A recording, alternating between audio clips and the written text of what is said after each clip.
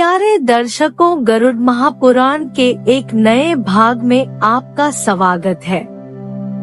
प्यारे दर्शकों से बेनती है कि या तो कथा पूरी देखें या ना देखें। अगर आप आधी कथा देखेंगे या बीच में छोड़ेंगे तो आप पाप के भागीदार होंगे। प्यारे दर्शकों, आप सभी का हमारे चैनल में स्वागत है।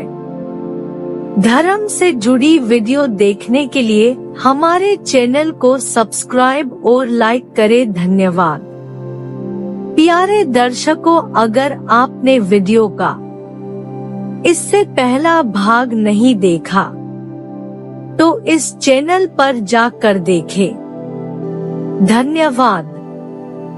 हम यह दुआ करते हैं कि प्यारे दर्शकों के ऊपर श्री हरि कृपा करे। सभी प्रेम से बोलो श्री हरि, श्री हरि, श्री हरि। इस पर गरुड़ ने कहा है, संसार के स्वामिन, यदि प्रवास काल में पति की मृत्यु हो जाती है और उसकी अस्थियां भी स्त्री को नहीं प्राप्त होती है तो उसका दाह किस प्रकार से करना चाहिए, यह बताने की कृपा करें। श्री कृष्ण ने कहा है, गरुड़, यदि प्रवासी पति की अस्थियां नहीं प्राप्त होती है तो मैं उसकी भी सद्गति का विधान तुम्हें सुनाता हूँ। उस परम गोपनीय तत्व को तुम सुनो। जो प्राणी भूख से पीड़ित होने के कारण मृत्यु को प्राप्त होते हैं, जो व्याघ्रादि हिंसक प्राणियों के द्वारा मारे जाते हैं, जिनकी मृत्यु गले में फांसी का फंदा लगाने से हो जाती है, शरीर की क्षीणता के कारण जिनकी मृत्यु अग्नि, बैल और ब्राह्मण शाप से मृत्यु को प्राप्त होते हैं, जिनकी मृत्यु हैजा से होती है, जो आत्मघाती है, जो गिरकर या रस्सी आदि के द्वारा किए गए बंधन अथवा जल में डूबने से मर जाते हैं, उनकी स्थिति को तुम सुनो। जो सर्प, व्याघ्र, श्रृंगधारी पशु, उपसर्ग, चेचक, पत्थर, जल, ब्राह्मण, जंगली हिंसक पशु, वृक्षपात और विद्युतपात से और लोहे से, पर्वत पर से गिरने से अथवा दीवार के गिरने से, पहाड़ के खड़े कगार से, खाट या मध्य कक्ष में मृत्यु को प्राप्त होते हैं। ऋतुमती, चांडाली, शूद्रा तथा धोबिन आदि त्याज्य स्त्रियों का संसर्ग, शारीरिक स्पर्श या अधरों का पान करते हुए जो लोग मृत्यु को प्राप्त होते हैं, जो शस्त्राघात से मरते हैं, विषैले कुत्ते के मुख का स्पर्श करने से जिनकी मृत्यु हो जाती है, विधि विहीन रूप में जो मृत्यु हो जाती है, उसको दुर्मरण समझना चाहिए। उसी पाप से नरकों को भोग कर वे पुनः प्रेतत्व को प्राप्त होते हैं। ऐसे व्यक्ति का दाह, उदक्रिया और मरण निमित्तक अन्य कृत्य तथा और्ध्वदैहिक कर्म नहीं करना चाहिए। इस प्रकार से अपमृत्यु होने पर पिंडदान का कर्म भी वर्जित है। यदि प्रमादवश कोई पिंडदान करता है तो वह उसे प्राप्त नहीं होता और अंतरिक्ष में विनष्ट हो जाता है। आतः लोग गर्हा से डरकर उसके शुभेच्छु पुत्र पौत्र और सगोत्री जनों को मृतक के लिए नारायण बलि करनी चाहिए। ऐसा करने पर ही उन्हें शुचिता प्राप्त होती है, अन्यथा नहीं। यह यमराज का वचन है। नारायण बलि किए जाने पर और्ध्वदैहिक कर्म को योग्यता आ जाती है। अपमृत्यु होने पर ऐसे प्राणी का शुद्धिकरण इसी कर्म नारायण बलि से संभव है, अन्यथा नहीं।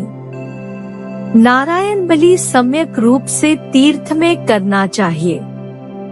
ब्राह्मणों के द्वारा भगवान कृष्ण के समक्ष नारायण बलि कराने से मनुष्य पवित्र हो जाता है। पुराण वेद के ज्ञाता ब्राह्मण सबसे पहले तर्पण करें। सभी प्रकारक औषधियों को और अक्षत को जल में मिलाकर पुरुष सूक्त या वैष्णव सूक्त का उच्चारण करते हुए विष्णु के उद्देश्य से संपन्न करना चाहिए। उसके बाद दक्षिणाभिमुख होकर प्रेत और विष्णु का इस प्रकार स्मरण करें। अनादिनिधनो देवा शंख चक्र गदाधरा अक्षय पुंडरीकाक्ष प्रतमोक्ष प्रदो भव। हे देव, आप अनादि अजर और अमर है। हे देव, आप शंख चक्र एवं गदा से सुशोभित विष्णु हैं। आप कभी न विनष्ट होने वाले परमात्मा हैं। हे पुंडरीकाक्ष, आप इस प्रेत को मोक्ष प्रदान करने की कृपा करें। वीतराग, विमत्सर, जितेंद्री, शुचिष्मान और धर्म तत्पर होकर वहीं पर भक्ति पूर्वक एकादश श्राद्ध करे। उसके बाद वह सावधान मन से विधिवत जल, अक्षत, यव, गेहूं और कंगनी का दान दे। उस समय शुभ हविष्यान्न, सुंदर बनी हुई सोने की अंगूठी, छत्र और पगड़ी का दान देना चाहिए। इन वस्तुओं के अतिरिक्त दूधम से समन्वित सभी प्रकार के अन्न देना चाहिए। वस्त्र और पादुका समन्वित 8 प्रकार का पददान सुपात्रों को संभाव से दिया जाना चाहिए। पिंडदान करने के बाद मंत्रोच्चार सहित गंध, पुष्प और अक्षत से पूजा करे। तत्पश्चात ब्राह्मणों को सम्मान सहित दान दे। शंख, खंग अथवा ताम्रपात्र में पृथक पृथक तर्पण करना चाहिए। उसके बाद ध्यानधारणा से संयुक्त होकर दोनों घुटनों के बल पृथ्वी पर अवस्थित होकर मंत्रोच्चार पूर्वक उद्दिष्ट देवों के लिए पृथक पृथक अर्घ्य प्रदान करें। पंचरत्न से युक्त पृथक पृथक 5 कुंभों में ब्रह्मा, विष्णु, रुद्र, यम और प्रेत इन 5 को स्थापित करना चाहिए। इसके अतिरिक्त वस्त्र, यज्ञोपवीत, मूंग और पददान पृथक पृथक स्थापित करें। यथाविधि उन देवों के लिए 5 श्राद्ध करना चाहिए। शंख या ताम्रपात्र न मिलने पर मृण्मय पात्र में सर्वौषधि से युक्त तिलोदक लेकर प्रत्येक पिंड पर पृथक पृथक जलधारा देनी चाहिए। तिल से पूर्ण ताम्रपात्र दक्षिणा और स्वर्ण से युक्त तथा पददान मुख्य ब्राह्मणों को देना चाहिए। यम के निमित्त दक्षिणा सहित तिल और लोहे का दान देना चाहिए। विष्णु देव के लिए यथाशक्ति विधि पूर्वक बलि प्रदान करने पर मृत व्यक्ति का नरकलोक से उद्धार हो जाता है। इसमें तनिक भी संदेह नहीं है। जो व्यक्ति सर्पदंश से मर जाता है उसके विषय में विशेष बात मुझसे सुनो। एक भार सोने की नाग प्रतिमा बनवाकर गौ के सहित विधिवत उसका दान ब्राह्मण को कर देना चाहिए।